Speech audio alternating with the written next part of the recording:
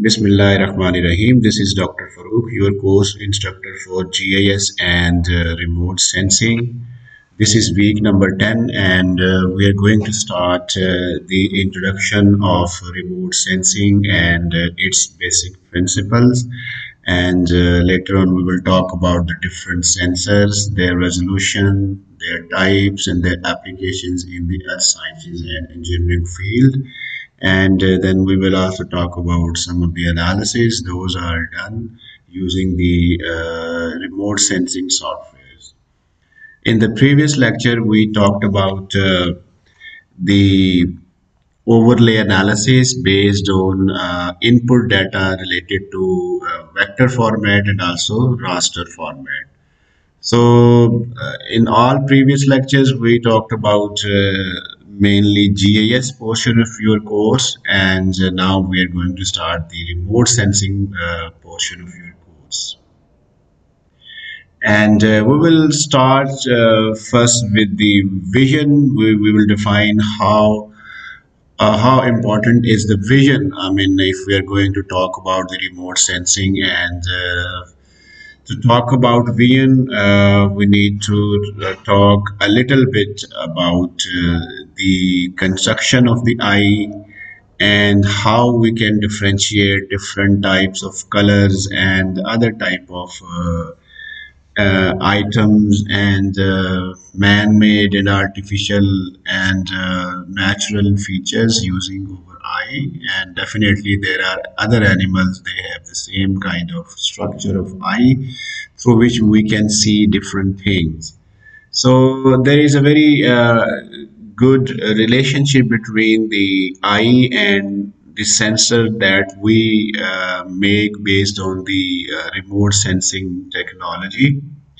But here the major difference in a sensor and an eye is that whatever we see, we cannot record. I mean, on some sort of format through which we can retrieve the information, whatever we see through the eyes.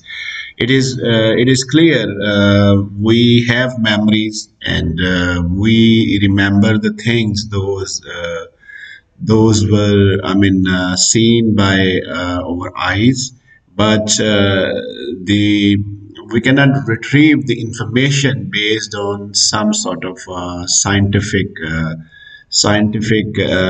way. So a sensor is a kind of tool that is used to record the information, to sense or to scan the information related to the earth environment, and that is recorded on some sort of format so that we can use that information in later stages to extract the different type of information related to the environment. So how we can define the vision? Vision is the ability to recognize shapes and patterns and colors and estimate motion, distance, and size. So this is how you can define the vision. क्या करते हैं हम recognise करते हैं different shapes को, patterns को recognise करते हैं एंड कलर्स, और कलर्स को रिकग्नाइज करते हैं, और उसके बाद फिर आप मुख्तलिफ टाइप की जो मूवमेंट होती है आप उसको एस्टिमेट करते हैं, जो डिफरेंट, लेट्स सपोज हम किसी एरिया में हैं, अगर एनिमल्स हैं, कोई भी मूवमेंट हो रही है, कोई व्हीकल है या हम लोग मूव कर रहे हैं, लोग मूव कर रहे हैं, तो definitely this is a pretty straight forward definition कि हम बहुत सारी चीज़ों को हम ऑब्जर्व करते हैं, उसको फिर हम एनालाइज भी करते हैं. So it comes under the umbrella of vision. ठीक है. The eye has evolved independently in many animals groups, such as the composite eye of insects and that of our own. I mean, they have the same kind of abilities to see things. और उसके बाद ये है कि as के दौरान, मतलब जो भी लाइफ स्पैन होता है उसके दौरान विजन जो है वो चेंज होता रहता है.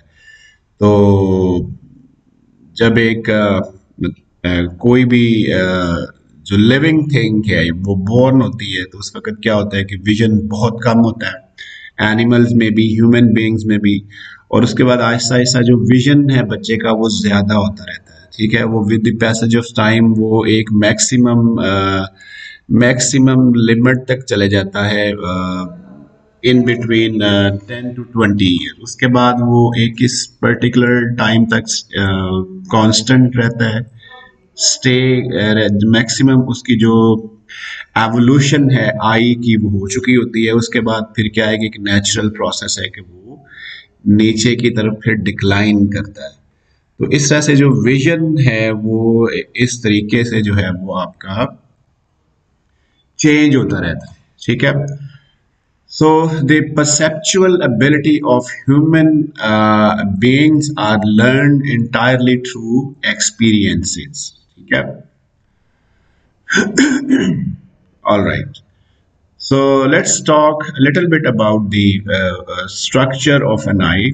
We really know that कि जो प्रीवियस क्लासेस थी उसमें हमने आई के बारे में देखा, इसमें डिफरेंट कंपोनेंट्स होते हैं और वो जो सारे कंपोनेंट्स हैं उनका एक कलेक्टिव पर्पस होता है। वो कलेक्टिव पर्पस क्या है कि जो चीज़ें हम देखते हैं, ठीक है, वो हमारे जो आई है वो उसके डिफरेंट कंपोनेंट्स उसको परसीव करते हैं, परसीव करके फिर जो सारे जो कंपोनेंट्स हैं वो कलेक्टिवली मिल के काम करते हैं तो आपके सामने एक इमेज जो है वो आई के अंदर बन जाता है, ठीक है।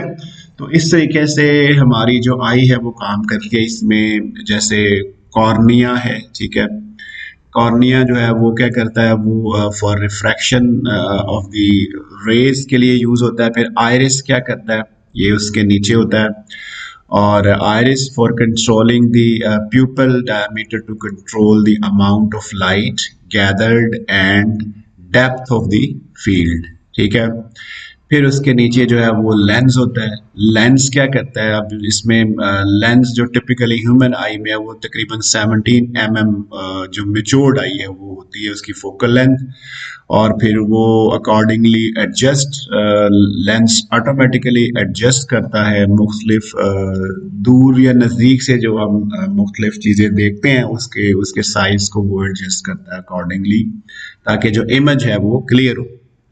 उसके बाद रेटिना है। रेटिना जो है यू नो के आपका जो क्या कहते हैं उसे 180 फील्ड ऑफ व्यू के अंदर ये मूव करता है, और आप जो क्या कहते हैं उसे डिफरेंट जो डिफरेंट सीन्स हैं या जो भी आपको नज़र आ रहा है उसको वो देखने के लिए साइड पे भी आप मूव कर सकते हैं और सामने भी देख सकते हैं, ठीक है। So retina 180 field of view is a light sensitive spherical surface where inverted images are formed through receptors known as rods.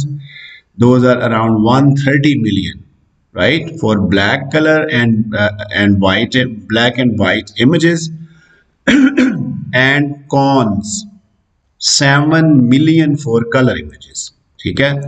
कि जो आपके पास जो रेटिना होता है उसके अंदर रॉड्स होती हैं और उसके अंदर कॉन्स होती हैं। जो रॉड्स होती हैं वो ब्लैक एंड वाइट इमेजेस बनाती हैं, ठीक है, और 130 मिलियन तक इनकी जो है वो मतलब इनकी तादाद होती है। उसके बाद आपके पास जो कलर्ड इमेजेस हैं जो आई के अंदर बनते हैं उसके लिए 7 मिलियन जो है ना मतलब वो ये होती हैं आपकी कॉन्स, और इंसानी जो आंख है वो भी 7 मिलियन कलर्स, जितने भी कलर डिफरेंसेस हैं उसको ये डिटेक्ट करने की ताकत रखती है। इट मीन्स कि जो ह्यूमन आई है दैट इज वेरी पावरफुल, और इतने पावरफुल आपके सेंसर्स नहीं होते। आर्टिफिशियली जो भी सेंसर्स बनाए हैं वो इतने पावरफुल नहीं हैं। डेफिनेटली जो अल्लाह ताला की बनाई हुई चीज़ें हैं उसके कंपेरेबल आप कोई चीज़ नहीं लेके आ सकते। नो डाउट साइंस ने बहुत ज़्यादा तरक्की कर ली है, लेकिन जो नेचुरली बिल्ट चीज़ें हैं जो अल्लाह ताला ने बनाई हैं उसके मुतबादिल हमारे पास चीज़ें नहीं हो सकती, ठीक है। तो विजन को हम इसलिए डिस्कस कर रहे हैं, आई को हम इसलिए डिस्कस करेंगे, जो आपकी जो सेंसर्स होते हैं, सेंसर्स की जो जो उसकी जो कंस्ट्रक्शन है, उसके अंदर जो डिफरेंट कंपोनेंट्स हैं, वो ह्यूमन आई की जो स्ट्रक्चर है उसको देख के बनाए गए हैं, राइट। तो जो सेंसर्स हैं डेफिनेटली वो इमेजेस लेते हैं, इमेजेस लेने के साथ साथ वो क्या करते हैं, इंफॉर्मेशन भी स्टोर करते हैं, ठीक है। वो जो इंफॉर्मेशन है वो रिफ्लेक्टेंस की फॉर्म में सेव होती है, और उस रिफ्लेक्टेंस के बेस के ऊपर फिर हम डिफरेंट टाइप के मटेरियल्स को आइडेंटिफाई करते हैं, ठीक है। तो इसलिए ज़रूरी था कि थोड़ा सा हम आई के स्ट्रक्चर को भी थोड़ा सा डिस्कस कर लें, right. So this is just for refreshing your knowledge. इससे रिलेटेड कोई जो क्या कहते हैं उससे एग्जाम में क्वेश्चन नहीं आएगा, लेकिन ये है कि आपको नॉलेज को रिफ्रेश करने के लिए थोड़ा सा हमने ये डिस्कस किया है। You already know all these things. All right, so the cross section of retina जो है वो जैसे मैंने बताया कि उसमें रॉड्स होती हैं और कॉन्स होती हैं, ठीक है। ये आप यहाँ पे देख सकते हैं। इसका कॉम्बिनेशन आपके पास है कि एक तरफ से एक ब्लैक एंड वाइट इमेज बनता है और कलर्ड इमेज, फिर उसके लिए आपके पास कॉन्स होती हैं। उसके अलावा अपर पार्ट में आप देखिए जैसे गैंग्लियन है, इनर प्लेक्सिफॉर्म लेयर है, बाइपोलर, मैक्राइन, हॉरिजॉन्टल, आउटर प्लेक्सिफॉर्म, ये सारी जो कंस्ट्रक्शन है आपकी आई की उसके अंदर, ये जो आपका रेटिना है उसके अंदर ये सारे डिफरेंट कंपोनेंट्स हैं, ठीक है। तो आई की जो डिफरेंट डिजीजेज हैं, डेफिनेटली आई साइड वीक होती है, तो उसका मतलब ये होता है कि डिफरेंट जो कंपोनेंट्स हैं आई के वो काम नहीं कर रहे या वो प्रॉपरली फंक्शन नहीं कर रहे, तो फिर उसकी ऑब्वियसली हम अप टू ओवर बेस्ट हम उसकी रिपेयर करते हैं, उसका ट्रीटमेंट करते हैं, राइट। एक सर्टेन एक्सटेंट तक हम चीज़ों को फिक्स कर सकते हैं। All right, so now we need to define the resolution of human eye. जो ह्यूमन आई है इसकी रेजोल्यूशन को हम कैसे डिफाइन कर सकते हैं कि एक जो है ना, एक चीज़ आपने याद रखनी है, जो रिमोट सेंसिंग जो होती है उसके अंदर जो सेंसर्स होते हैं उसकी डिफरेंट टाइप की रेजोल्यूशंस होती हैं, ठीक है। जैसे स्पेशियल रेजोल्यूशन है जो पिक्सल कहते हैं, जिसको पिक्सल छोटा बड़ा होना, जैसे हमारे जो कैमरेज हैं उसका पिक्सल साइज अगर छोटा होता है, ठीक है, इसमें मेगा पिक्सल में मतलब जैसे जितना मेगा पिक्सल ज्यादा होगा इसका मतलब क्या होगा, डॉट्स पर इंच उतने ज्यादा होंगे, ठीक है। सॉरी। तो उसकी बेस के ऊपर आपका इमेज ज्यादा शार्प बनता है। इसका मतलब क्या हुआ कि पिक्सल जितना छोटा होता है उतनी उसकी स्पेशियल रेजोल्यूशन ज्यादा होती है, स्पेशियल रेजोल्यूशन, ठीक है। तो इसी तरह से एक और रेजोल्यूशन होती है जिसे कहते हैं रेडियोमेट्रिक रेजोल्यूशन, ठीक है, रेडियोमेट्रिक रेजोल्यूशन। तो ये भी डिफरेंट सेंसर्स की एक रेजोल्यूशन होती है। इसके अलावा एक होती है क्या कहते हैं उससे, स्पेक्ट्रल रेजोल्यूशन, एक होती है टेम्पोरल रेजोल्यूशन। वो हम नेक्स्ट लेक्चर में इंशाल्लाह पढ़ेंगे कि वो सारी रेजोल्यूशंस क्या होती हैं। तो अभी हम जो है ना वो डिफाइन करेंगे ह्यूमन आई की रेडियोमेट्रिक रेजोल्यूशन। रेडियोमेट्रिक रेजोल्यूशन क्या है इसको हम डिफाइन करते हैं। The radiometric resolution of an image data in remote sensing stands for the ability of the sensor to do what? To distinguish different grayscale values. Different grayscale values. It is measured in bit. The more bit an image has, the more grayscale values can be stored. And thus more differences in the reflection on the land surface can be spotted, ठीक है। जो shades of grey है इससे क्या मुराद है? इससे मुराद ये है जो ब्लैक एंड वाइट जो इमेजेस होते हैं, जैसे कि आप पुरानी ओल्ड मूवीज देखते हैं तो उसमें जो ब्लैक एंड वाइट टेक्नोलॉजी होती है वो ग्रे स्केल के ऊपर बेस करती थी, ठीक है। तो ग्रे स्केल में आप ये देखते हैं कि कुछ इमेजेस जो कलर ज्यादा डार्क होते हैं वो ब्लैकिश लुक देते हैं, ऐसे ही है ना। और जिस तरह से कलर्स लाइटर होते जाते हैं वो आपके जो है ना वो ग्रे शेड में बदलते जाते हैं। प्योर ब्लैक से बीच में ग्रे शेड्स आते हैं कि लाइट ब्लैक होता है, उसके बाद उससे कम लाइट है, ग्रे से फिर लाइटर होता जाता है, और ग्रे जो शेड है उसकी जो मोस्ट प्योरेस्ट फॉर्म है वो क्या है, ब्लैक कलर। ठीक है, ग्रे की जो मोस्ट प्योरेस्ट फॉर्म है वो है ब्लैक कलर। ठीक है, ये याद रखना है। ठीक है, जिसकी सबसे ज्यादा वैल्यू होती है बिट डेटा के अंदर।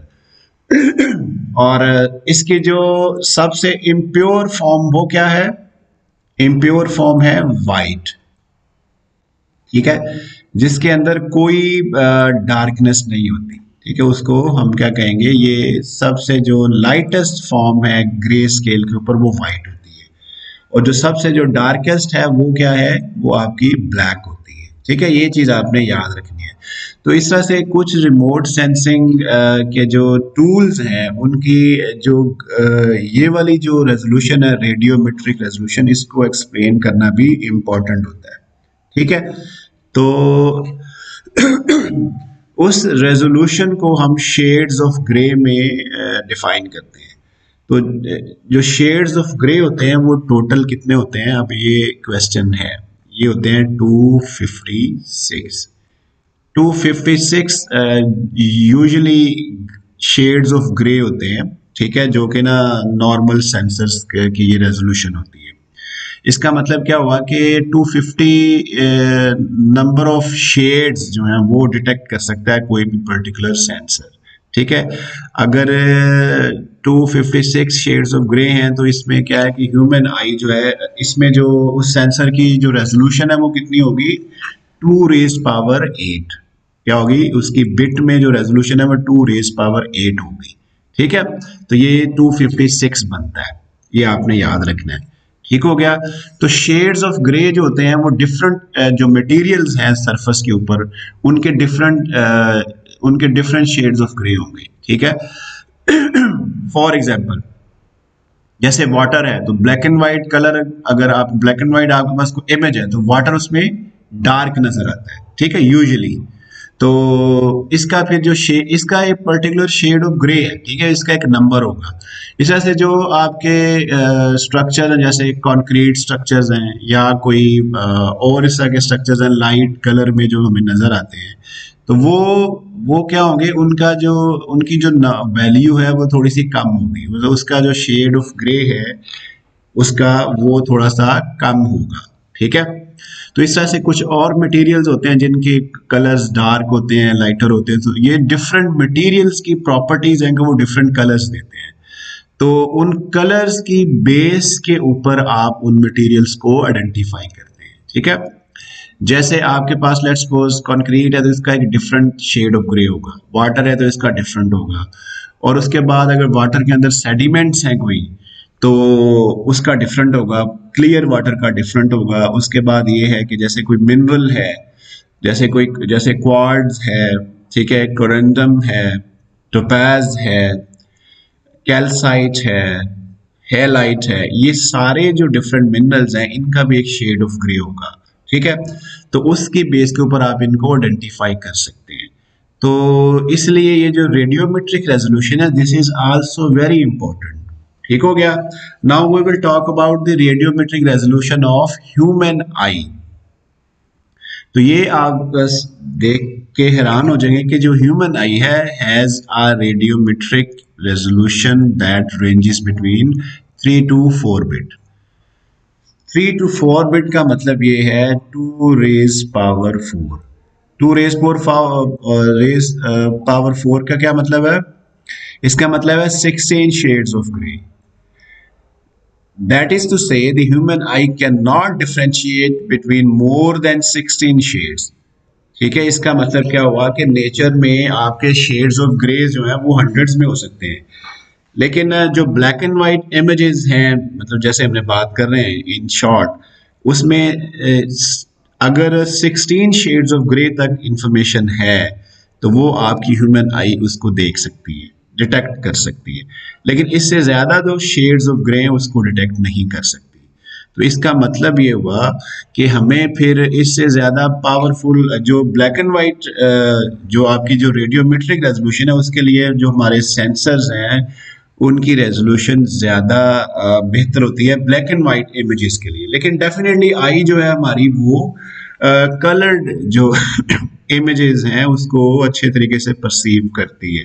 ठीक है, तो यह हमारी जो आई है वो कलर इमेज ही बनाती है, मतलब अपने वो उसके ऊपर जो लेंस के ऊपर। So on the other hand the human I is capable of distinguishing about 7 million colours. ठीक है, ये इसका मेन पर्पस है आई का। तो अभी हमारे पास इतने स्ट्रॉन्ग सेंसर्स नहीं बने कि वो 7 मिलियन कलर्स जो है वो डिस्टिंग्विश कर सके। ठीक है, ऑल राइट।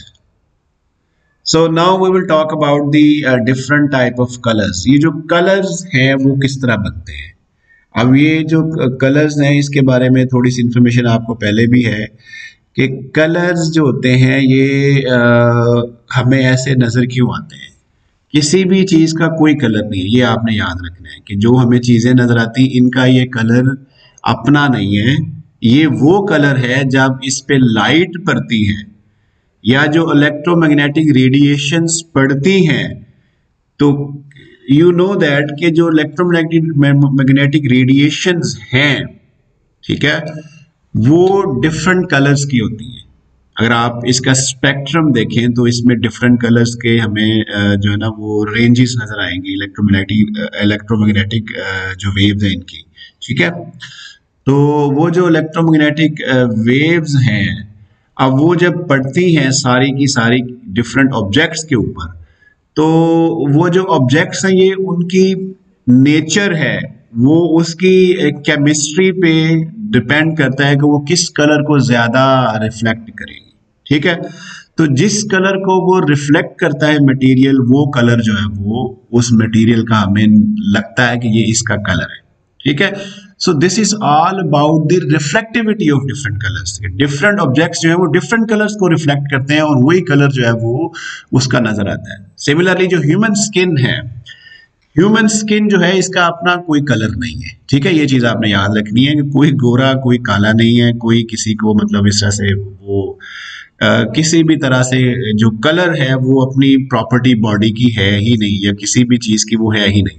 ठीक है, तो ये आपकी बॉडी के अंदर जो आपके जो पिक्सेल्स हैं, ठीक है, वो जिस कलर को रिफ्लेक्ट करेंगे ज्यादा वो कलर इम्पार्ट हो जाता है उस बॉडी का। ठीक है, तो वो हमें ये this is all about perception. ये हमारे जो सेंसर्स हैं वो इसको डिटेक्ट करते हैं कि कौन सी बॉडी क्या कलर रिफ्लेक्ट कर रही है। ठीक है, तो इसी तरह से डिफरेंट कलर्स के जो कपड़े पहनते हैं वो भी ऐसे ही हैं कि उनकी भी अपने अपने कलर्स नहीं है। ये सारे कलर्स जो हैं वो रिफ्लेक्टिविटी ऑफ लाइट्स जो है वो उसकी बेस के ऊपर होता है कि जो डिफरेंट कलर्स की मतलब लाइट के अंदर डिफरेंट कलर्स होते हैं, तो उसमें जो कलर कोई पर्टिकुलर बॉडी रिफ्लेक्ट करेगी वो उसका कलर बन जाता है। ठीक है, तो ये चीज आपने ये याद रखनी है।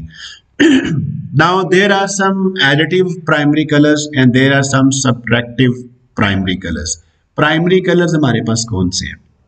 जो प्राइमरी कलर्स हैं जिससे मिलके तमाम कलर्स जो है ना मोस्टली बनते हैं वो हैं रेड, ग्रीन एंड ब्लू। इसको कहते हैं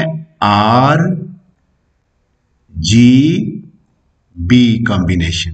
ठीक है, ये आपने याद रखना है कि जो जितने भी हमारे पास कलर्स हैं इनका जो सोर्स है वो 3 कलर्स हैं, red, green, blue.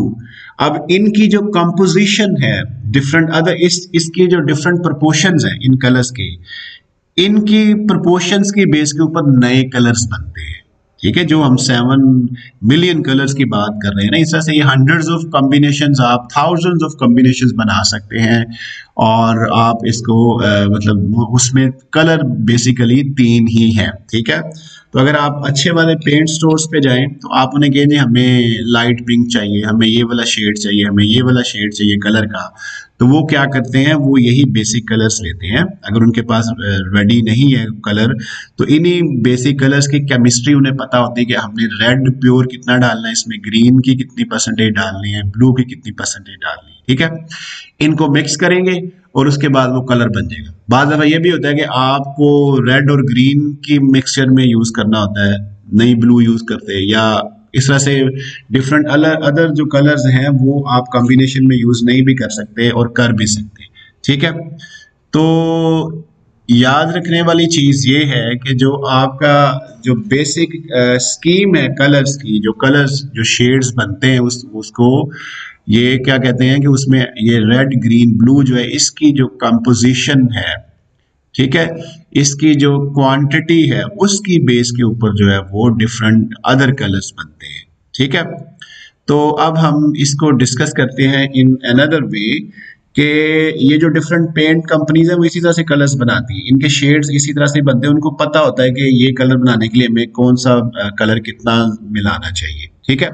So in equal portions of other spectral colours क्या प्रोड्यूस करते हैं, लेट्स सपोज अगर हमारे पास रेड और ग्रीन है, दोनों को मिला देते हैं तो आपके पास बनता है येलो।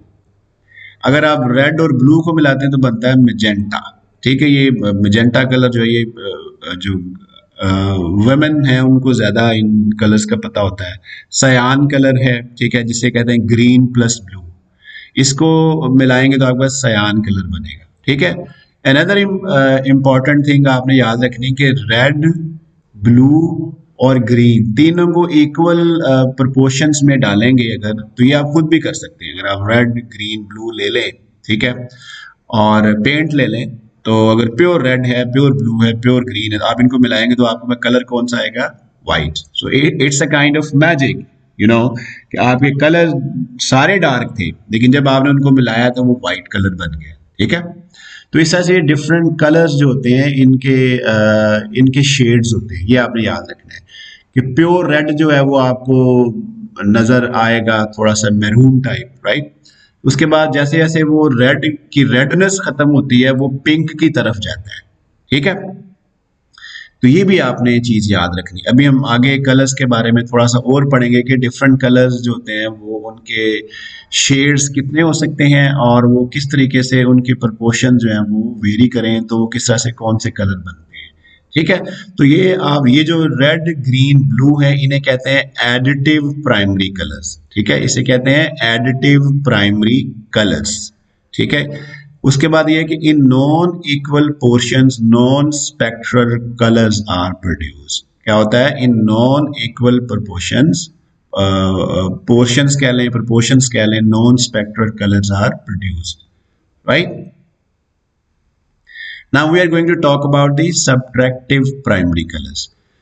सबट्रैक्टिव प्राइमरी कलर्स में जो आपके इसकी प्रोडक्ट है ये वाली क्या कहते हैं उसे, ये देखिए येलो, मैजेंटा एंड सयान, तो इन्हें कहते हैं सबट्रैक्टिव प्राइमरी कलर्स। मैजेंटा मतलब इसमें ये है कि ये इनकी इक्वल प्रोपोर्शंस यूज हुई है सारे कलर्स की जो आपके एडिटिव कलर्स हैं, ठीक हो गया। तो ये आपके पास है मैजेंटा, सयान और येलो, ये है सबट्रैक्टिव प्राइमरी कलर्स। इस तरह के क्वेश्चंस क्विज में भी आ सकते हैं और कुछ इस तरह से ये वैसे भी पूछा जा सकता है कि सबट्रैक्टिव कलर्स कौन से होते हैं और एडिटिव प्राइमरी कलर्स कौन से होते हैं, इनकी डिफरेंट कंपोजिशंस में कौन से कलर बनते हैं, ठीक है। So in equal portions other spectral colours are formed. अब ये उसका रिवर्स है, मैजेंटा और येलो को डालेंगे तो रेड बन जाएगा, मैजेंटा और सयान को डालेंगे तो ब्लू बन जाएगा, येलो और सयान को डालेंगे तो आपके पास आ जाएगा ग्रीन कलर। तो इस तरह से आप कलर्स को रिट्रीव भी कर सकते हैं। अब ये रेड ब्लू ग्रीन जो है ये आपके एडिटिव प्राइमरी कलर्स, ठीक है। उसके बाद मैजेंटा, सयान एंड येलो, इन तीनों को मिलाएंगे तो आपका जो कलर बनेगा वो होगा ब्लैक। अब यहाँ पे आपने ये याद रखना है कि यहाँ पे रेड ब्लू ग्रीन को डालेंगे तो व्हाइट बनता है। अब इनके जो ऑपोजिट जो प्राइमरी कलर्स आपके जो सबट्रैक्टिव में आते हैं, मैजेंटा, सयान और येलो, इससे आपके पास आएगा ब्लैक कलर, ठीक है। So in non equal portions non spectral colours are produced. Spectral colours क्या होते हैं, जो कि आपके एडिटिव प्राइमरी कलर्स की कंपोजिशन के बाद बनते हैं, ठीक है, उनके साथ। और नॉन स्पेक्ट्रल कलर्स कौन से होते हैं, जो सब्ट्रैक्टिव प्राइमरी कलर्स की डिफरेंट क्वांटिटीज को यूज करके, प्रोपोर्शंस को यूज करके बनते हैं, उन्हें कहते हैं नॉन स्पेक्ट्रल कलर्स, राइट।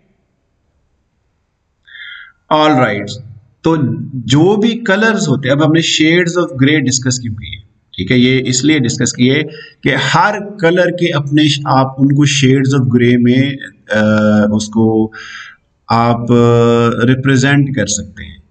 तो जैसे अगर रेड है, फर्ज करें रेड कलर जो है, इसके टोटल शेड्स कितने होंगे,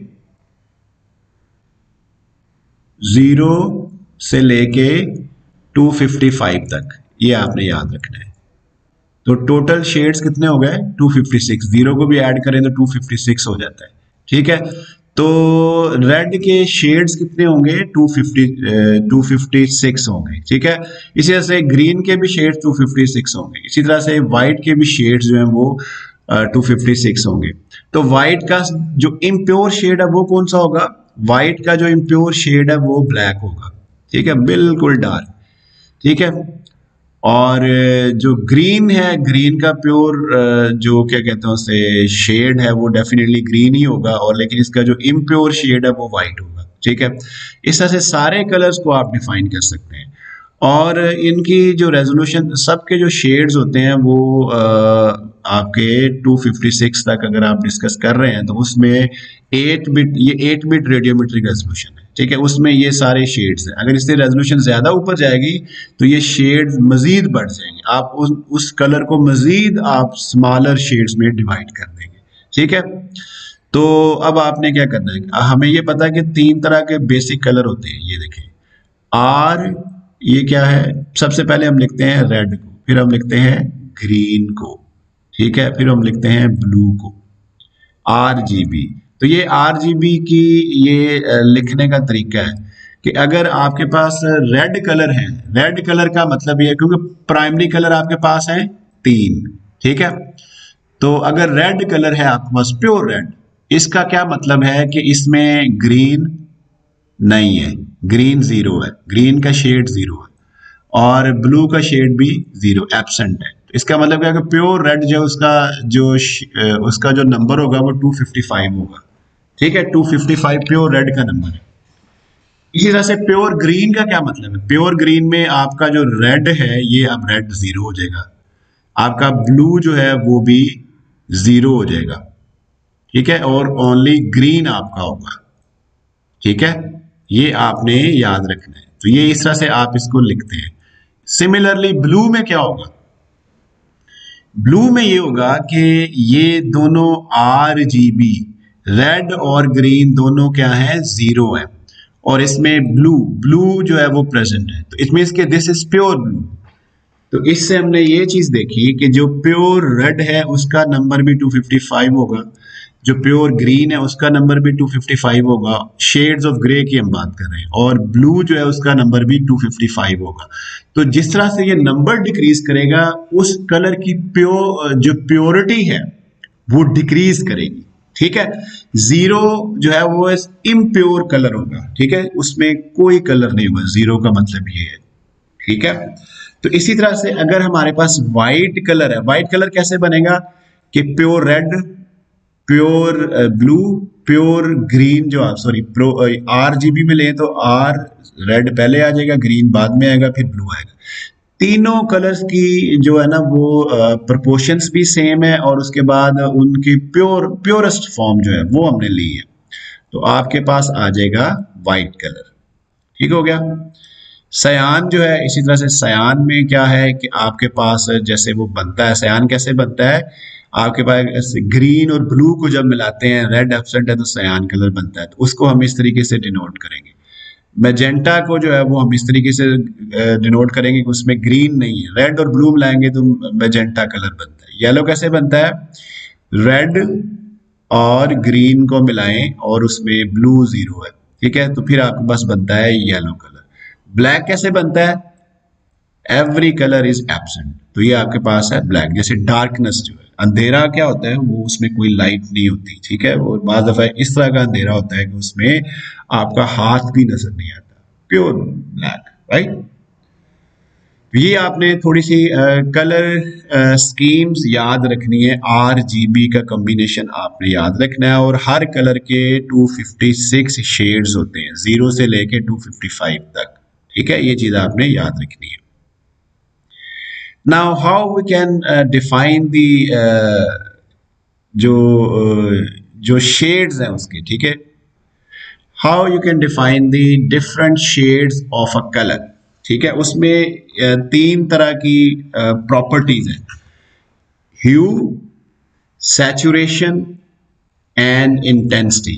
ये तीन टर्मिनोलॉजीज आपने याद रखनी है। अगर आप वर्ड डॉक्यूमेंट खोलें या ये जो आपके अडोबी फोटोशॉप और इस तरह के सॉफ्टवेयर में देखें, तो आपके पास ये ह्यू, सैचुरेशन, इंटेंसिटी की ना डिफरेंट स्कीम्स नजर आएंगी। उसमें वो आपसे पूछेगा कि कौन सा कलर बनाना है, तो उसमें वही होता है कि आप उसमें जो है ना नंबर डाल दें शेड्स में कि 250, आप उसको दें जी 255 255 255 एडिटिव कलर्स को, तो वो आपके पास उसका कलर जो क्या आ जाएगा, वाइट कलर बन जाएगा, ठीक है, नया कलर जो है। तो इस तरह से आप डिफरेंट ये जो आपके सॉफ्टवेयर हैं इमेजेस के, इमेज प्रोसेसिंग के, इसके अंदर आप डिफरेंट शेड्स यूज कर सकते हैं। शेड्स गिवन भी होते हैं और उससे आप डिफरेंट कलर्स को बना सकते हैं, ठीक है। ये आप एक्सरसाइज खुद भी कर सकते हैं। अगर आप वर्ड को खोलें तो उसमें भी ये ह्यू, सैचुरेशन, इंटेंसिटी दी हुई है। डिफरेंट जो आपके पास इमेज प्रोसेसिंग के सॉफ्टवेयर, उसके अंदर भी ये कलर्स की स्कीम इस तरीके से दी होती है, ठीक है। अब हमने डिफाइन करना है ह्यू को, कि ह्यू क्या चीज है। So hue is the nature of the colour. क्या है, इसको आपने गौर से देखना है और समझना है कि hue is the nature of the colour. और क्या है, can be described by the wavelength. Red has 0 degree और 360 degree, green has 120 degree and blue has 240 degree, ठीक है। ये चीज आपने इसको याद रखना है कि अगर आपके पास 360 डिग्री जो है वो आपके पास कोई भी सर्कल है, ठीक है, तो उस सर्कल के अंदर क्या होगा, उस सर्कल के अंदर ये होगा कि आपके पास लेट्स सपोज ये सर्कल है, यहाँ पे अगर आपके पास आ जाएगा रेड, ठीक है, तो इसमें आपने फिर 120 डिग्री पे चले जाना है। 120 डिग्री लेट्स सपोज यहाँ पे आता है, तो 120 डिग्री के ऊपर आपके पास आ जाएगा ग्रीन, प्योर ग्रीन कलर, ठीक है। उसके बाद यहाँ पे अगर आप आ जाते हैं 240 पे, तो यहाँ पे आ जाएगा ब्लू कलर। अच्छा, इसके जो इन बिटवीन कलर्स हैं, ये देखें, ये सारे शेड्स हैं, ये आप डिफरेंट शेड्स यहाँ पे बना दें, ठीक है। ये सारे शेड्स हैं, यहाँ तक वेरी करेंगे तो आज ग्रीन के कॉम्बिनेशन में जो बन रहे हैं, फिर उसके बाद यहाँ पे ये प्योर ग्रीन आ जाएगा, फिर उसके बाद ये कलर जो है ना वो ये शेड्स फिर बदल रहे हैं, ठीक है। तो ये इस तरीके से फिर यहाँ आएंगे तो प्योर रेड है, ये सारे शेड्स हैं, ठीक है, जो इस तरीके से बदलते हैं, ऐसे जाते हैं, ठीक है। तो अब उसको, अब ये देखिए, ये जो ह्यू है, अब ये इस तरह से डिफाइन किया हुआ है, ये देख रहे हैं आप कि लेट्स सपोज आपके पास ये इस तरह का एक सर्कुलर फॉर्म में कलर की जो है ना वो एक स्कीम है। तो इसमें देखें शेड्स बदल रहे हैं, तो आप ये देखिए यहाँ पे आके प्योर ग्रीन आपको मिल जाएगा, प्योर ब्लू आपको मिल जाएगा, यहाँ पे आपको ग्रीन मिल जाएगा, इसके पीछे जो है वो आपको यहाँ पे इस तरफ जो है वो रेड मिल जाएगा, मतलब इसके नीचे जो है वो चीज़ वो नज़र नहीं आ रहा। तो इस तरह से ये, फिर उसके बाद ये क्या, ये सारी केमिस्ट्री है, ये देखें, ये कलर की केमिस्ट्री चेंज हो रही है, शेड्स चेंज हो रहे हैं, ठीक है। तो इसमें जो है ना वो प्रोपोर्शंस जो है वो डिफरेंट कलर्स के बदल रहे हैं, ठीक है। जिसमें जैसे इस तरफ है तो ये ब्लूइश ज्यादा है, ये देखें, ये ब्लूइश ज्यादा है, फिर बीच में ये वाले कलर आ जाएंगे, ये सयान कलर टाइप है, ठीक है।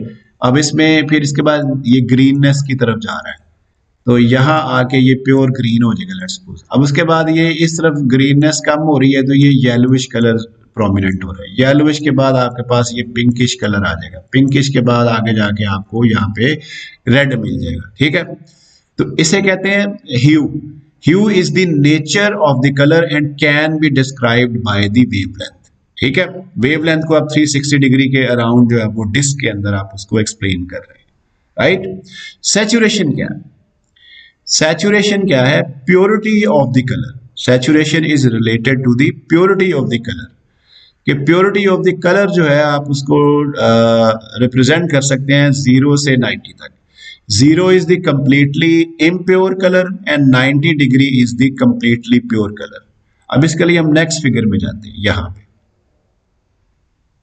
ये देखें, ये सैचुरेशन को रिप्रेजेंट कर रहा है। ये ह्यू है, ये वही पिछली स्लाइड पे भी था, ये जो है, ठीक है। ये देखें कलर उसी तरह से आपके पास जो है वो चेंज हो रहे हैं, ठीक है। ये देखें, और तो ये उसी का क्रॉस सेक्शन है। तो अगर हम इसको इस तरफ ले जाएं, ये देखें, ये जो स्लाइस इसका काट दें, लेट्स सपोज ये कोन है, तो इस तरफ जो है ना ये कंप्लीटली डार्क कलर है, ये डार्कनेस है। तो ये जो सैचुरेशन का मतलब क्या है, जो आपके पास प्योरिटी ऑफ द कलर, तो 90 डिग्री के ऊपर आपको मिल रहा है प्योर कलर। अगर ये ट्राइंगल की टाइप का क्रॉस सेक्शन कोन का काट लें, तो ये देखेंगे ये आपका 90 डिग्री है। 90 डिग्री पे आपको प्योर कलर मिल रहा है, ठीक है। फिर 90 डिग्री के बाद आपका जो है ना वो एंगल ये कम होता जाएगा, ये एंगल नीचे को देखें तो ये कम होता जाएगा, और यहाँ पे आ जाएंगे तो आपके पास ये जो है कलर आपका यहाँ पे 0 डिग्री होगा, जाहिर है। ये 90 डिग्री है अगर ये वाला, ठीक है। ये जो पोर्शन है दैट इज एट 90 डिग्री, तो यहाँ पे आपको purest form of the colour जो है वो मिलेगी, ठीक है। लेकिन अगर आप यहाँ पे चले जाते हैं इस स्पॉट के ऊपर, तो यहाँ पे आपको इम्प्योर कलर मिलेगा, ठीक है। तो इसका मतलब क्या हुआ कि ये आप 90 डिग्री ऊपर की तरफ जा रहे हैं, तो आपकी जो प्योरिटी है कलर की वो इंक्रीज हो रही है, ठीक है। So this is called as saturation. Saturation को आप डिफाइन कर सकते हैं 0 to 90 degree, right. All right. Another is the intensity level or value. It is the gray scale in 8-bit radiometric resolution scheme. 0 is black and 255 is white. Intensity का मतलब क्या है कि कोई भी पर्टिकुलर शेड आप जब लेते हैं, तो वो जो शेड है उसकी रेडियोमेट्रिक रेजोल्यूशन कितनी है। मतलब जैसे कलर आपका कोई पिंकिश है, रेड की एक फॉर्म है, तो उसकी वैल्यू कितनी है, ठीक है। तो वो आप उसको रिप्रेजेंट करेंगे कि लेट्स सपोज अगर 0 जो है बिल्कुल ही ब्लैक कलर है, इट मीन्स के हाईली इम्प्योर, 255 इट मीन्स कि ये प्योरेस्ट फॉर्म है, ठीक है। तो इस तरीके से आप इसको कहते हैं इंटेंसिटी। किसी भी कलर की जो प्योरिटी है उसको आपने डिफाइन करना है। 8 बिट अगर आपके पास रेजोल्यूशन का, रेडियोमेट्रिक रेजोल्यूशन का डाटा है, तो उसमें आपने ये देखना है कि जो सबसे ज्यादा अगर जितनी बिट ज्यादा होगी, मतलब 255 है तो it means purest form of any colour, ठीक है। और अगर वो कम है तो इट मींस कि वो आपकी वो इम्प्योरिटी की तरफ जा रहा है। 0 है तो 0 का मतलब बिल्कुल ही इम्प्योर फॉर्म है किसी भी कलर की, right. So this is how we can define the hue, saturation and intensity, right? So hue and saturation are independent characteristics of color. Hue refers to the wavelength of the light, which we commonly call color, while saturation indicates how pure the color is and how much white is mixed in with it. For instance, pink can be considered as less saturated version of red. Now we will see के RGB colour combination से किस तरह से colours बनते हैं। अब ये हमारे पास लेट्स सपोज एक रिमोट सेंसिंग टूल का जो है वो डाटा है। अब उसके अंदर 3 बैंड्स हैं। बैंड्स का मतलब क्या होता है कि किसी पर्टिकुलर वेवलेंथ की एक रेंज की आपने लाइट ले ली, ठीक है, तो उसको हम कहेंगे बैंड।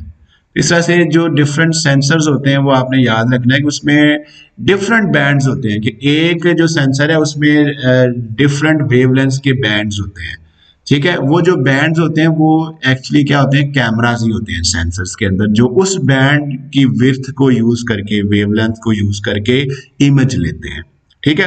जैसे थर्मल इंफ्रारेड बैंड होता है, तो उससे आप थर्मल कैमरेज जो होते हैं उससे आप टेम्परेचर को सेंस करते हैं, जैसे वो गोस्ट हंटिंग में यूज करते हैं थर्मल कैमराज, ठीक है। तो उन्होंने पर्टिकुलर वेवलेंथ की लाइट रेडिएशन यूज करते हैं जो कि ना टेम्परेचर सेंसिटिव होती है, जो डिफरेंट हॉट और कोल्ड स्पॉट्स को वो आइडेंटिफाई करती है, ठीक है। तो वो इस तरह से वो थर्मल कैमरास होते हैं, थर्मल स्कैनर्स होते हैं, उसमें इमेज नहीं बनता लेकिन आपको बॉडी की शेप स्कैन हो जाती है और वो आपको पता चलता है कि ये कहाँ कहाँ पे हॉट स्पॉट्स हैं और कहाँ पे जो है वहाँ पे कोल्ड स्पॉट्स हैं।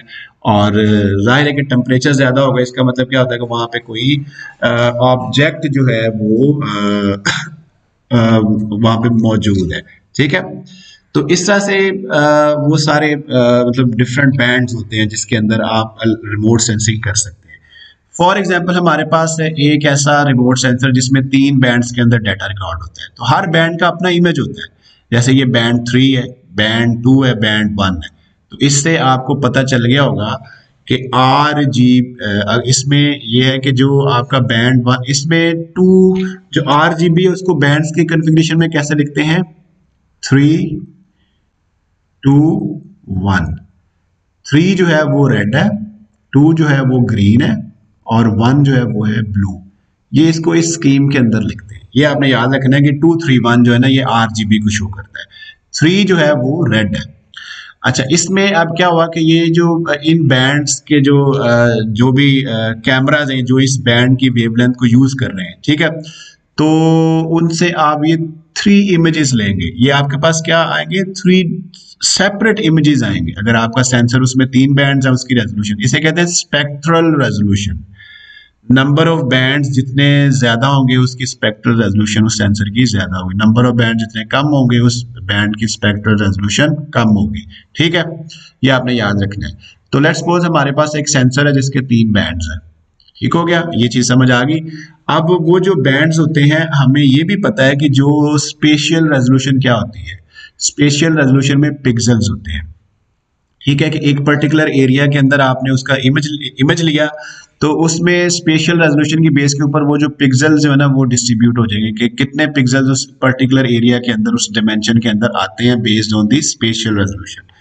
तो फॉर एग्जांपल ये देखिए, एक बैंड के अंदर आपने ये सेम एरिया के ये 3 इमेजेस हैं, एक लोकेशन के ऊपर पिक्सल 1 के लिए पिक्सल 1 है, यहाँ पे रेड वाले बैंड की वैल्यू 0 है, पिक्सल 2 में भी बैंड 2 में भी जो पिक्सल 1 है उसकी भी रेजोल्यूशन 0 है। उसके बाद बैंड 1 जो है इसमें भी उसकी रेजोल्यूशन 0 है।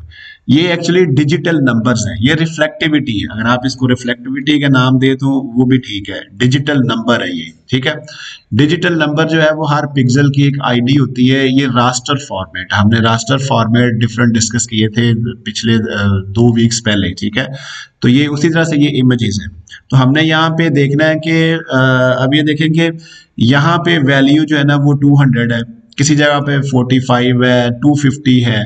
तो सबसे प्योरेस्ट फॉर्म बैंड 3 में कौन सी है, 255। ठीक है, और उसके बाद बैंड 2 जो है उसमें देखें, उसमें भी अब इसमें ये देख सकते हैं कि डिफरेंट लोकेशंस के ऊपर जो है ना वो डिफरेंट बैंड्स के अंदर पिक्सेल्स की वैल्यू डिफरेंट है, सेम भी हो सकती है लेकिन डिफरेंट है। ठीक है, यहाँ पे आप ये देख सकते हैं क्योंकि हर बैंड जो होता है उसने अपने हिसाब से जो है ना वो अपने हिसाब से जो है ना स्कैनिंग करनी होती है और डिफरेंट मटेरियल जो है वो डिफरेंट वेवलेंथ को डिफरेंटली रिस्पॉन्ड करते हैं। ठीक है, तो इसी तरह से मटेरियल्स की आइडेंटिफिकेशन होती है। तो ये चीज समझ आ गई कि ये हमारे डिजिटल नंबर्स हैं, क्या है, डीएन वैल्यूज हैं जो कि आपकी रेडियोमेट्रिक रेजोल्यूशन को शो कर रही है। इससे हमें एक चीज ये तो पता चल गई कि जहां पे 0 होगा ये डार्क कलर होगा और जहां पे 255 होगा ये लाइटेस्ट होगा। तो हमने इनको अब शेड्स ऑफ ग्रे में कन्वर्ट करना है। ये सारे जो इमेजेस की वैल्यूज हैं जो भी बैंड्स के अंदर, इसको हमने शेड्स ऑफ ग्रे में पहले क्या करना है, कन्वर्ट करना है। तो ये देखिए शेड्स ऑफ ग्रे में जब आप इसको कन्वर्ट करेंगे तो ये जो 255 का मतलब क्या हो जाएगा, ये प्योरेस्ट फॉर्म है उस कलर की। तो इसका मतलब क्या है कि यहाँ पे जो मटेरियल है वो उसकी वहाँ पे जो प्योरेस्ट फॉर्म मतलब वहाँ वो कलर रेड जो है वो प्योरेस्ट फॉर्म में है वहाँ पे। ठीक है, उसमें इसमें जहाँ पे ब्लैक है इट मीन्स कि वहाँ पे इम्प्योरेस्ट फॉर्म में है, मतलब वहाँ पे रेड कलर जो है ना वो है ही नहीं। ठीक है, तो इस तरीके से ये आपके पास शेड्स ऑफ ग्रे में कन्वर्ट हो गया। ये जो आपका रेड कलर का जो बैंड है ये शेड ऑफ ग्रे में कन्वर्ट हो गया। सिमिलरली आपका बैंड 2 है, बैंड 2 का भी वही शेड्स ऑफ ग्रे में आपने ये ग्रीन कलर का है, ये कन्वर्ट होगा, फिर उसके बाद बैंड 1 जो है वो भी कन्वर्ट होगा जो कि ब्लू कलर है। ठीक है, ये शेड ऑफ ग्रे में हमने उसको शो कर दिया, ठीक हो गया। अब इसको हम जो है ना वो उसी शेड के कलर में कन्वर्ट कर सकते हैं, ये भी है। तो ये तो हमने शेड ऑफ ग्रे में कन्वर्ट किए ना। अब क्योंकि ये रेड कलर था, तो इसको हमने रेड के शेड्स में अब शो करना है। तो रेड के शेड्स में आप देखेंगे इस तरीके से कंप्यूटर की स्क्रीन पे उस तरह क्लियर नजर नहीं आ रहा, लेकिन ये डिफरेंट शेड्स हैं रेड के, ठीक है। और जहां पे वो कलर एब्सेंट है वो जीरो है, वो डार्क है, वो ब्लैक है। सिमिलरली आपके पास ग्रीन का आ गया, ग्रीन के बाद आपके पास आ गया ब्लू, ठीक है। तो अब हमने एक चीज याद रखनी है कि कलर इमेजेस कैसे बनते हैं। कलर इमेजेस RGB, तीनों कलर्स मिलते हैं तो हमारे सामने कलर इमेज आता है, ठीक है। तो ये जो हमारा कैमरा होता है इसमें इसके अंदर भी यही होता है कि आपका कलर इमेज बनता है। कैसे बनता है कलर इमेज? ये तीनों कलर्स मिलके जो है ना, फिर वो आपको एक क्या कहते हैं उसे, कलरफुल इमेज जो है वो देता है, जिसमें डिफरेंट मटेरियल्स के डिफरेंट कलर्स आते हैं। उसमें मैन मेड भी हैं, उसमें आपके जो है वो नेचुरल भी हैं, ठीक हो गया। तो जब आप फोटो लेते हैं तो उसके अंदर क्या होता है, ये RGB के कॉम्बिनेशन यूज होके तो फिर वो आपका जो है ना वो जो इमेज है वो कैप्चर होता है, जिसमें डिफरेंट कलर्स नजर आ रहे होते हैं, ठीक है। तो यहाँ तक जो है वो आपके पास तीनों कलर्स को उसी के हिसाब से शेड्स में कन्वर्ट कर दिया। पहले शेड्स ऑफ ग्रे में था, फिर उसको आपने कन्वर्ट कर दिया उसी कलर के अंदर। अब इसके बाद ये तीनों मिलेंगे तो क्या बनेगा, ये हमारे पास फाइनल इमेज बनेगा, ठीक है। इसमें क्या हुआ कि यहाँ पे लेट्स सपोज ये जीरो था, यहाँ पे भी ये देखें कि बैंड 3 में वो पहला पिक्सल जीरो था, बैंड 2 में भी पहला पिक्सल जीरो था, बैंड 1 में भी, तो तीनों आपस में मिले हैं तो वो ब्लैक ही रहा, ठीक है। तो ये फाइनल कलर है कि ब्लैक ने ब्लैक नजर क्यों आना है, उसकी रीजन क्या है, ठीक है। उसके बाद जहां जहां पे वो कलर कम थे वो डार्क स्पॉट्स में कन्वर्ट हो जाएंगे, जहां पे आपकी जो DN वैल्यू या ये जो आपकी रेडियोमेट्रिक रेजोल्यूशन कम थी वो डार्क स्पॉट बन गए। अब ये देखेंगे 255 में, यहाँ पे भी दोनों 255 है, यहाँ पे देखेंगे एक ये वाला 255 है, फिर उसके बाद यहाँ पे भी देखिए 255। इसका मतलब ये तीनों उसी पॉइंट के ऊपर 255 के हैं। तो ये अब तीनों जब मिलेंगे आपके पास तो ये देखेंगे ये वाइट हो गया, ये प्योर वाइट आ गया, ये थोड़ा सा वाइट का शेड है, क्योंकि यहाँ पे देखिए एक पे तो 255 था, दूसरे में 250 था, और तीसरे में जो था वो आपके पास क्या कहते हैं उसे 183 था, ये देखें। इस तरह से ये थोड़ा सा उसी का लाइटर, उसी का थोड़ा सा डार्क शेड है वाइट का, ठीक है। So this is how the colorful image is formed based on the RGB combination of the DN values, ठीक है। रेडियोमेट्रिक जो वैल्यूज हैं उसकी बेस के ऊपर इमेजेस जो हैं वो बनते हैं, कलरफुल इमेजेस जो हैं वो इस तरीके से बनते हैं। हमारी आई भी RGB को खुद ही एडजस्ट करती है और उसको एडजस्ट करने के बाद आपको वो इमेज देती है, ठीक है। तो ये चीज आपने याद रखनी है। सिमिलरली सेंसर जो होते हैं वो सेंसर्स भी इसी एनालॉजी के ऊपर डिफरेंट बैंड्स के अंदर स्कैन होता है। अगर आप एक बैंड को डिस्प्ले करेंगे तो वो ब्लैक एंड व्हाइट नजर आएगा, ये भी आपने याद रखना है। तो अगर आप तीन बैंड्स को मिक्स करते हैं तो फिर आपके पास एक कलर इमेज जो है वो बनता है। ऑलराइट, तो उसके बाद यहाँ पे आप ये देखें कि दिस इज हाउ कि जो आपके जो स्कैनर्स हैं वो इमेजेस लेते हैं। तो इमेजेस में डिफरेंट कलर्स नजर आते हैं, इसमें ज़रूरी नहीं कि आपने RGB कलर्स को यूज़ करना है। RGB जो कलर्स हैं वो तो हम वो चीज़ें, अगर RGB कॉम्बिनेशन में एक इमेज बनता है इसका मतलब क्या है कि सेंसर भी वही देख रहा है जो आप देख रहे हैं, ठीक है। तो लेकिन बाज दफा सेंसर वो कुछ भी देख लेता है जो आपकी आई जो है वो उस तरीके से उसको परसीव नहीं कर सकती, ठीक है। तो उसमें ये दिस इज वेरी पॉसिबल कि अगर हम कुछ और कॉम्बिनेशंस यूज करें, रेड ग्रीन ब्लू के अलावा जो आपके पास इलेक्ट्रोमैग्नेटिक रेडिएशंस की वेवलेंथ है वो यूज करें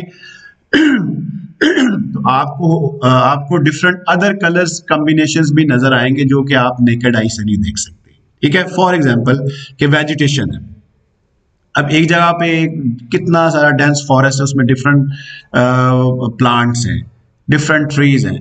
तो वो अपेरेंटली सारे ग्रीन ही नजर आएंगे, ठीक है। लेकिन using the wavelengths of other ranges of electromagnetic spectrum, जब आप एक इमेज लेते हैं तो उसमें वही जो ग्रीन हमें नजर आने वाली जो ग्रीन जो वेजिटेशन है, जो फॉरेस्ट है, उसमें डिफरेंट कलर्स नजर आ जाएंगे, ठीक है।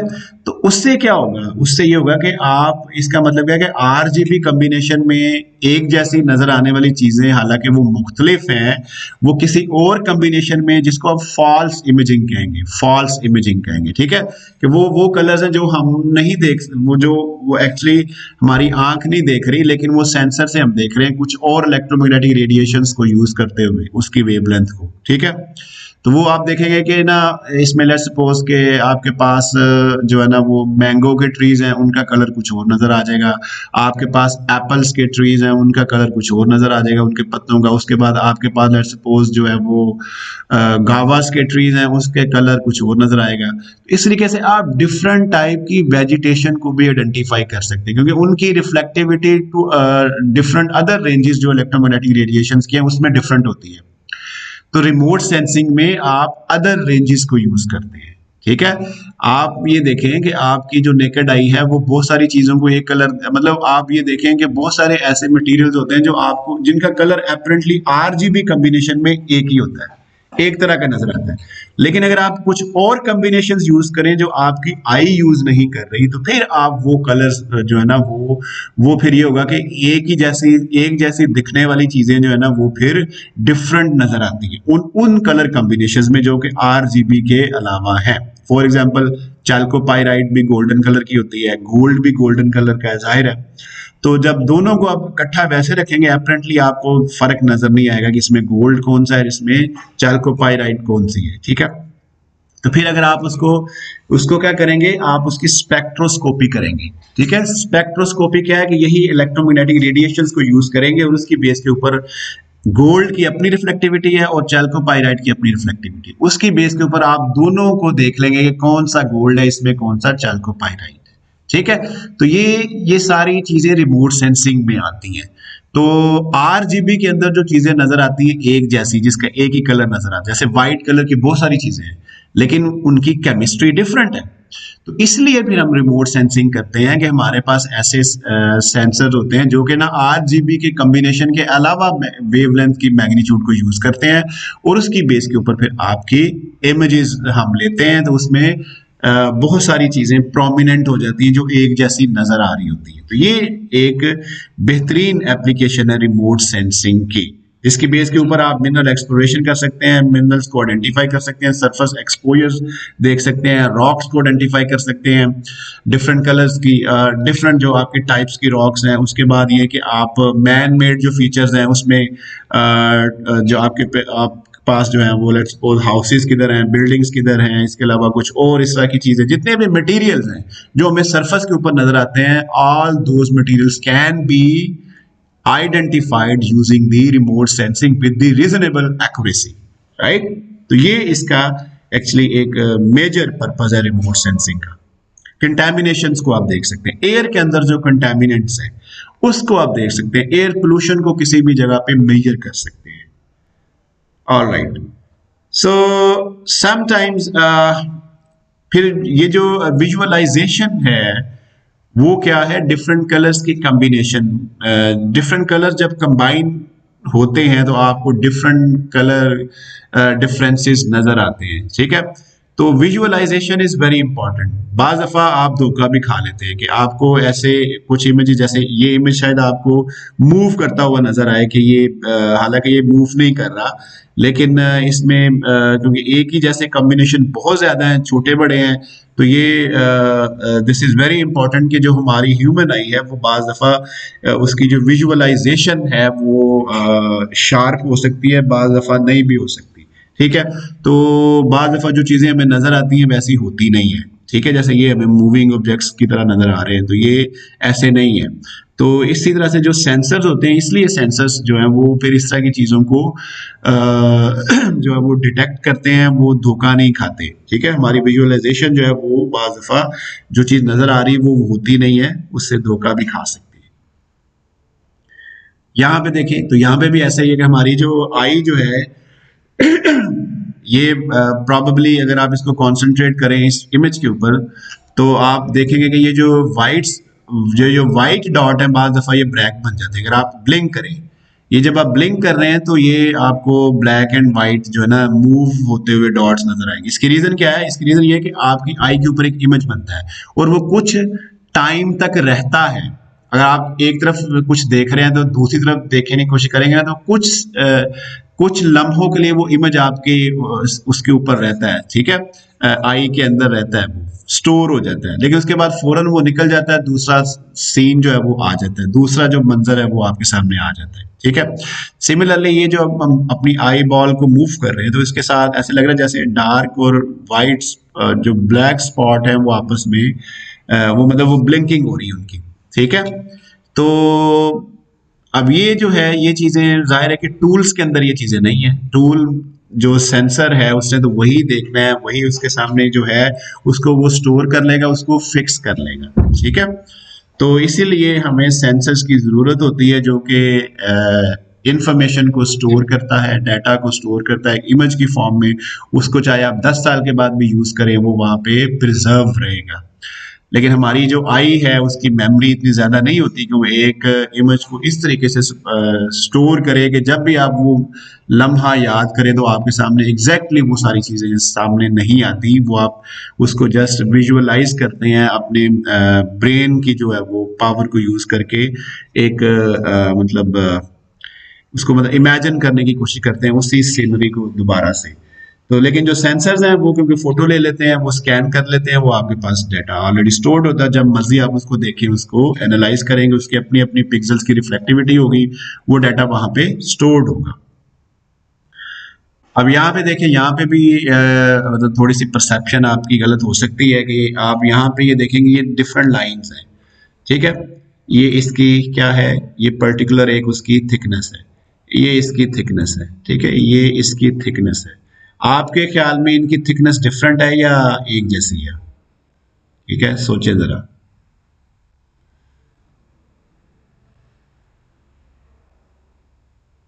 एक्चुअली ये सारी थिकनेसेस जो हैं ये डिफरेंट, ये जो रोज आपको नजर आ रही है अल्टरनेट वाइट एंड ब्लैक की, ये सारी सेम है, ठीक है। लग रहा है जैसे ये डिफरेंट है आगे, उसकी रीजन क्या है, क्योंकि इनको आगे पीछे किया हुआ, थोड़ा सा इनकी जो अलाइनमेंट है उसको आगे पीछे किया हुआ, तो लग ऐसे ही रहा है कि जैसे इन सब की जो थिकनेस है सारी रोज की वो डिफरेंट है, लेकिन डिफरेंट है नहीं, ये सारी सेम है, ठीक है। तो इसका मतलब क्या हुआ कि विजुअलाइजेशन में बाज दफा हम लोग धोखा खा सकते हैं, ठीक है। लेकिन जो सेंसर्स हैं उनको बनाया ही इसलिए है कि वो ये सारी डिफरेंसेस को कंप्यूट कर सकें, एस्टिमेट कर सके up to the greater precision and accuracy, ठीक है। तो हम वो चीजें जो हमें नजर नहीं आती उनको देखने के लिए हम फिर इलेक्ट्रोमैग्नेटिक रेडिएशंस को यूज करते हैं, और इलेक्ट्रोमैग्नेटिक रेडिएशंस का जो यूज है this is all remote sensing, ठीक है। जिस तरह से हम एक्सरेज लेते हैं तो वो हड्डियां नजर आ जाती हैं, वैसे हम हड्डियां तो नहीं देख सकते ना, हमारे ऊपर फ्लैश है, ठीक है। सिमिलरली इसका मतलब क्या, एक्सरे में एक्सरेज यूज होती हैं जो कि ना हम नजर नहीं आ रही लेकिन वो है हमारे पास हमारे इन्वायरमेंट में, ठीक है। तो उसको यूज करते हुए फिर आप बॉडी का स्ट्रक्चर देख सकते हैं, आप अल्ट्रासाउंड कर सकते हैं, और डिफरेंट जो एमआरआई जैसे करते हैं, और डिफरेंट टाइप की जो आप जो मेडिकल के अंदर जो सेंसर्स यूज करते हैं, those are all remote sensors, ठीक है। तो इसी तरह से जो अब आप अर्थ को देखते हैं, अर्थ की रिमोट सेंसिंग करते हैं तो वो भी रिमोट सेंसर्स हैं, ठीक है। तो ये सारी चीजें इंशाल्लाह हम नेक्स्ट जो अपकमिंग लेक्चर्स है उसमें डिटेल में ही इसको डिस्कस करेंगे, ठीक है। तो लेक्चर ए में अभी तक यही चीजें हैं, और मैं अभी थोड़ी देर में लेक्चर बी जो है उसको भी अपलोड करता हूँ। Thank you.